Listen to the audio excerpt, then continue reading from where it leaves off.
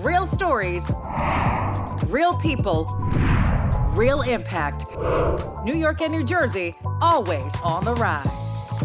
Welcome to On the Rise. I'm Vanessa Freeman. Today's guest truly embodies what it means to build with intention. This is evident not only in her professional pursuits, but her personal health journey, as she is actually using her platform now to raise awareness about the rising colorectal cancer rates in women. Please help me in welcoming Amri Kibbler. Welcome, Amri. Thank you, Vanessa. It's so nice to be here. It's incredible to have you because when we talk about a journey, you have an incredible one. I mean, you launched Hey Mama. You are a community architect. You're a cancer survivor. You're a mom of two, and you're now the host of the Space in Between podcast. Those are huge building blocks. You talked about you building intentionally. So take me back to one of the biggest, building blocks in your foundation when you created Hey Mama in 2014. Yes. Tell me about it. And I think sometimes we don't see these similarities until we're reflecting back. And I'm going to take you back even a little bit further because before I started Hey Mama, I was an editor at Hearst & Condé Nast. I was working in women's magazines like Glamour and Cosmopolitan. And the core pillars for what I'm doing were really about building self-confidence and self-worth.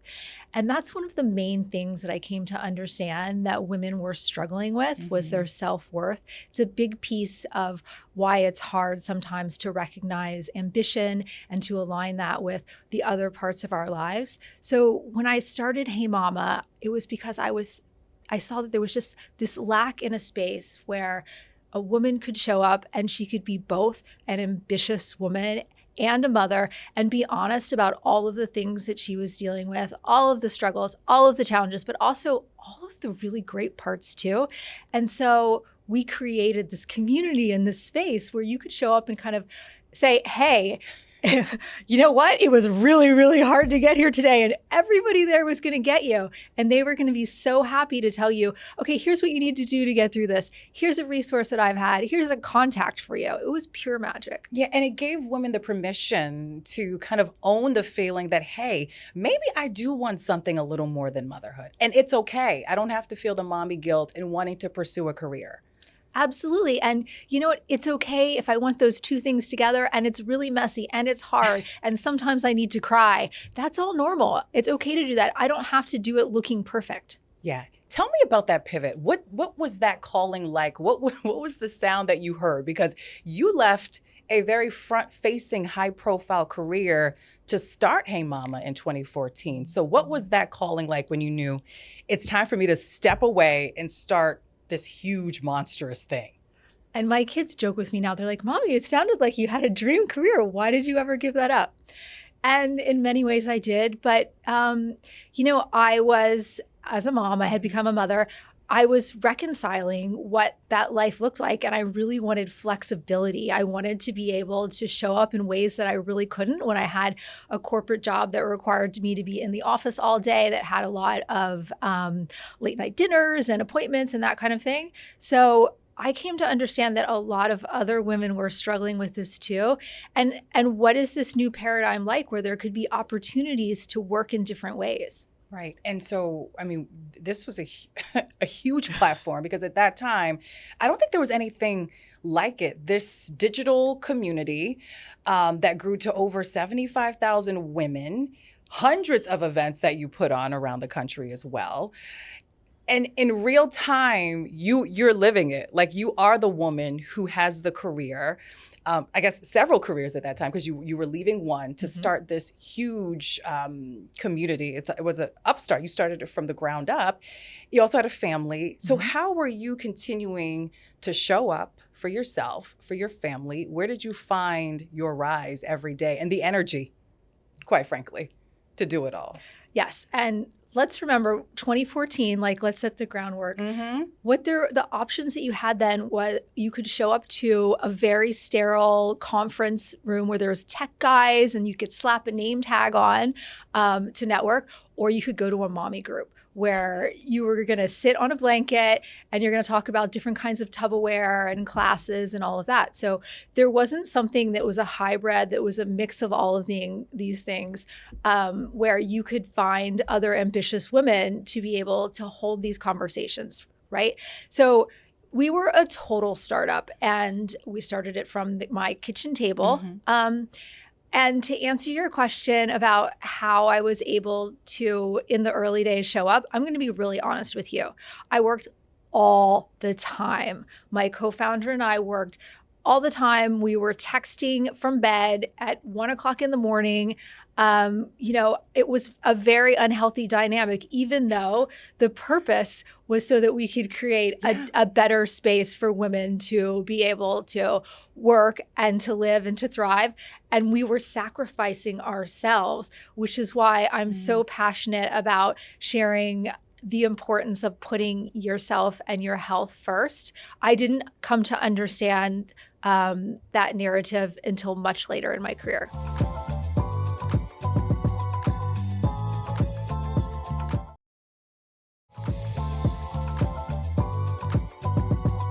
So let's pivot into health, because I think as women, especially when you add in the juggle that we do between the family life and the personal life, we're pouring so much into other baskets that we are left depleted in a lot of different ways. You found yourself, what year were you diagnosed with stage 3 colorectal cancer? When did that happen? Yes. So I was diagnosed the first time in December of 2020. And then I had a recurrence. My cancer came back, I think it was October of 2022. So I was completely caught off guard, because in my mind, only older people who didn't look and seem healthy were getting colorectal cancer. And even though I had, when I look it up, textbook symptoms, and I ultimately ended up having quite a lot of symptoms, I still didn't look like the face of cancer. And I had a really hard time getting diagnosed. I had a hard time getting care. And I had a hard time coming to terms with that I had cancer, because that was not my image of what someone who had colorectal cancer looked like. Right. Did you even dismiss some of those symptoms? Because I know, like, again, when you're running and gunning, oh, I'm a little tired. Oh, maybe it's just stress. That's why I have this headache. Did you kind of dismiss some of those hallmark symptoms as oh, this is just like mom brain, or I'm just a little fatigued today because, I had a long day? Absolutely. I dismissed a lot of symptoms, but also it was the pandemic. So it was the layer of, you're an entrepreneur, you're super stressed, you have limited time, you must be exhausted, but it's also the pandemic and everyone is exhausted, and all of these layers. So I personally had a hard time pushing to get the care that I needed, and I had a hard time also convincing doctors to get the care that I needed. I actually didn't get a colonoscopy for about 10 months. But you had to aggressively advocate for yourself. I did. I had to advocate for myself, yes, because finally I understood that this wasn't normal for me. I had a lot of brain fog and exhaustion. I would be on a Zoom call and said, be like, okay, I need to take a little break. I'm going to lay down for 15 minutes and wake up 3 hours later and be like, wow, okay, like this is not me. I don't miss meetings. Like, I'm a type A personality. And I need to find out what's wrong, because I can't simply take the answer that it's stress and I'm a mom and I'm a business owner, because this is not me. This isn't the way that I felt, a year ago or 2 years ago. It wasn't my normal. Right. And this is a sobering reality for a lot of women, as we talked about, thinking that I am not the face of this. First of all, I'm a woman. A lot of people link colon cancer more so with men, but the rates are starting to now go up for women, and specifically younger women. Talk about those numbers. Yes, absolutely. They're staggering numbers. So colon cancer is actually rising about 2.4% per year for women. And just this last year, the American Cancer Society announced that colon cancer has become the number one cause of cancer death for both men and women under the age of 50. What can we do in terms of early detection? Because some of the symptoms you mentioned, I was like, well, I feel tired sometimes. Every time I forget, I'm like, oh, it's just mom brain, right?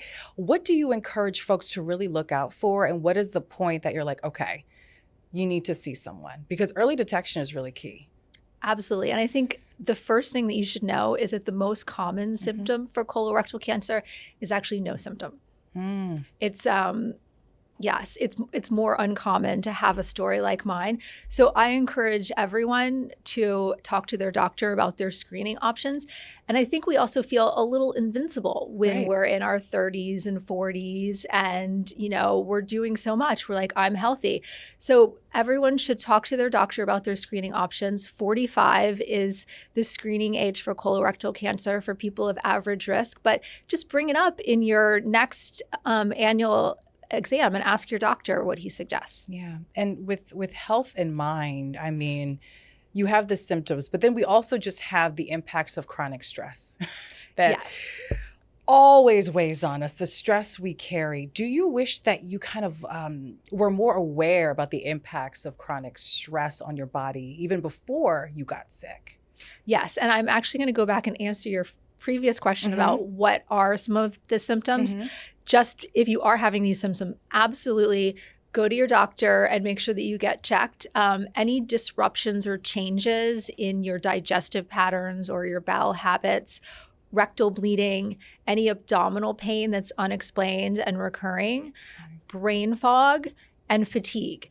And if these are shifts for you, like, we don't talk about mom brain, but this is something that's recurring and it's not something that you were experiencing previously, then those are symptoms that you need to take seriously. Right. And with all of this going on, talk about being an expert multitasker, being able to compartmentalize, because as you're going through treatment, right, because you had 2 bouts of colon cancer, you had some procedures as well, some surgeries. Yes. You were still running a business. You were still raising your children and managing a household.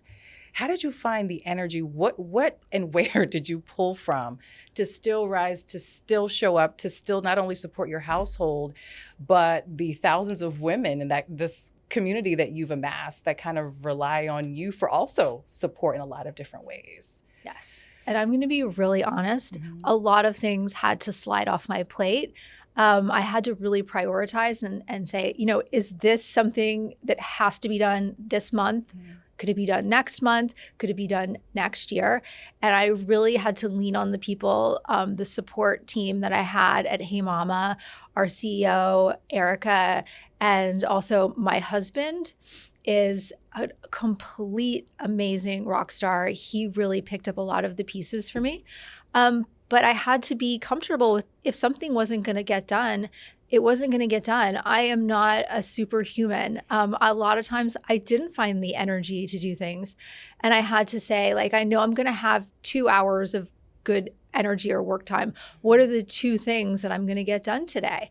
And I had to reorganize priorities, and a lot of things that I wished that we could do, had to get moved to the next quarter or the next year, because your health has to be the number one priority. If I wasn't able to take care of myself and get back to my full health, I wasn't going to be doing anything. Right. I love that you said you had to pull back, because I think we are kind of dealing with the blowback of the chronic, I guess they call it the chronic girl boss narrative, where we feel like we have to be everyone and do everything. And sometimes the silent work and showing up and rising isn't necessarily setting this goal sheet that's 20 tasks long, but it's being able to pull back and reprioritize the things that actually fill us so that we can rise, right? Yes. And something that I really started connecting to was having a North Star. One thing that is my priority and one thing that I'm really connected to doing at that time. And so when I have to cross things off my list, I look and see, is this something that is really connected to that North Star right now? And if my answer is no, it makes it a lot easier to say no, to move it down the list, and to deprioritize, because as women, we feel a lot of guilt when we say no. we want to be there. We want to be doing everything for everybody. And sometimes that comes at the cost of taking care of ourselves. And that just can't continue to happen.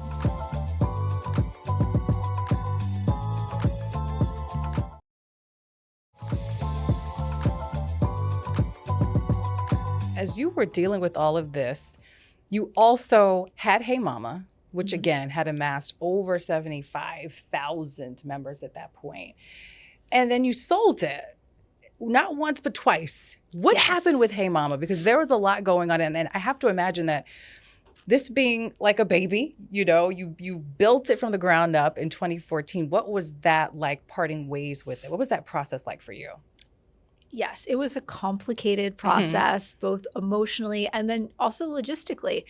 You know, after I had my second surgery, I really realized that I wanted to make some changes. I needed some time and space to really be focusing on my health and taking care of myself.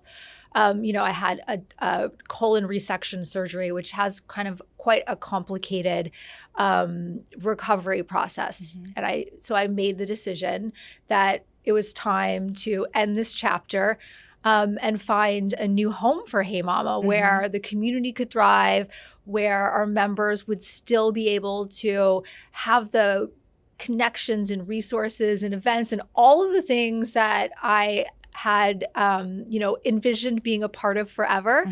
But just like when I made the first pivot in my career, it's important to understand when it's time to start the next chapter. Right. And I also listened to my intuition and what was happening for me, because I'm a very purpose-driven person.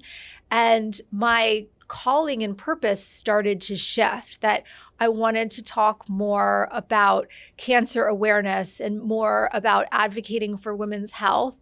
Not that I cared less about women in business and wanting to support their growth, but my own personal journey was taking a pivot, and I needed to make space for those new conversations and make space for someone else to come in and be able to support the community. And you've made quite the space with the podcast called The Space in Between, and you are focusing on, from a parental lens, how you as a parent navigate cancer. Why did you choose that as the lane you wanted to have for your podcast? Well, as a mom, I found that to be one of the most challenging elements that I was dealing with. And it touches on all of the pieces of relationships when you're going through cancer and your family. So, you know, I've spoken to survivors who were going through a divorce as they were facing their diagnosis, who were going through, you know, fertility, using a surrogate, had incredible guests on talking about mental health. Had a great episode with the American Cancer Society talking about talking to your kids about cancer and the continued conversations and how they need to adapt, you know, as your children are growing. And it's been really, really fulfilling for me to be able to hold that space. And I want women going through cancer to understand that it's a piece of your life, but you still can have joy. You can still have those connections and fun and all of those pieces with your family. You just need to make space for being able to heal and to get in touch with yourself and your own intuition while you're doing it. Right. You made a comment. You said, well, I'm not superhuman. You are absolutely superhuman. And you are in your ability to be so resilient. And I think how you're able to reframe and pivot, because people, I think, are so scared when we have a goal or something that we think we're supposed to achieve or claim, we hold on to it so tight.